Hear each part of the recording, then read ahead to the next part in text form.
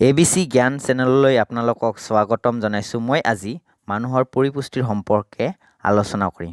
পৰিপুষ্টি হৈছে এনে এটা প্ৰক্ৰিয়া যি প্ৰক্ৰিয়াৰ দ্বাৰা জীৱে খাদ্যৰ পৰা শক্তি আহৰণ কৰে।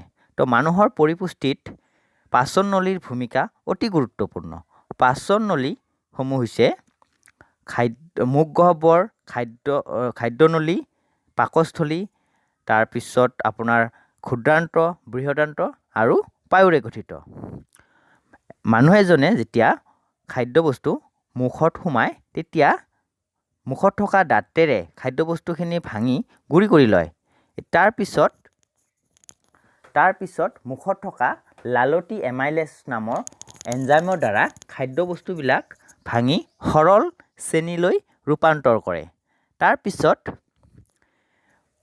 লালটি মিশ্ৰিত সেই খাদ্যবস্তুবিলাক গ্ৰাক নলীয়েদি আহি পাকস্থলীত সোমায়।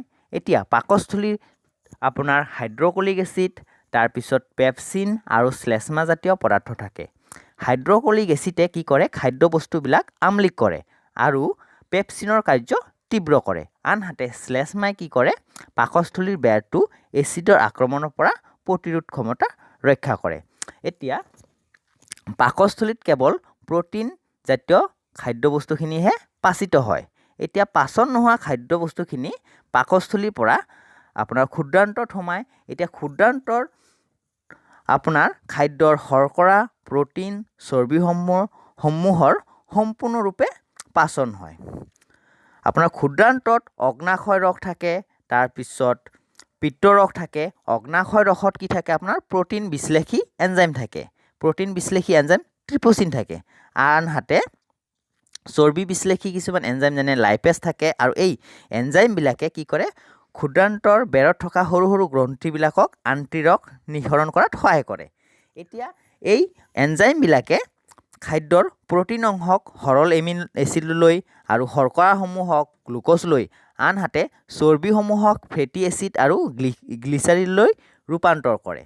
এতিয়া সম্পূৰ্ণ পাচিত হোৱা খাদ্য ক্ষুদ্ৰান্তৰ বেৰে শোষণ কৰি লয়। ক্ষুদ্ৰান্তৰ বেৰত কিছুমান আঙুলি সদৃশ ভিলাই থাকে আৰু এই ভিলাইবিলাকে ক্ষুদ্ৰান্তৰ আন্তঃআৱৰণীৰ পাচিত খাদ্য শোষণৰ বাবে বিস্তৃত হৈ থাকে। এতিয়া ক্ষুদ্ৰান্তত যিখিনি বস্তু পাচন নহয়, যিখিনি খাদ্যবস্তু পাচন নহয়, তেতিয়া এই ক্ষুদ্ৰান্তৰ পৰা বৃহদান্তলৈ আহে।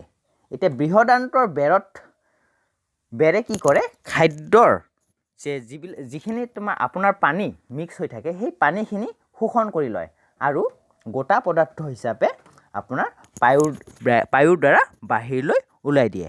আৰু এই প্ৰক্ৰিয়াটো অতি জটিল প্ৰক্ৰিয়া আৰু এই ধৰণে আপোনাৰ খাদ্যবস্তু সম্পূৰ্ণৰূপে পাচন হয়।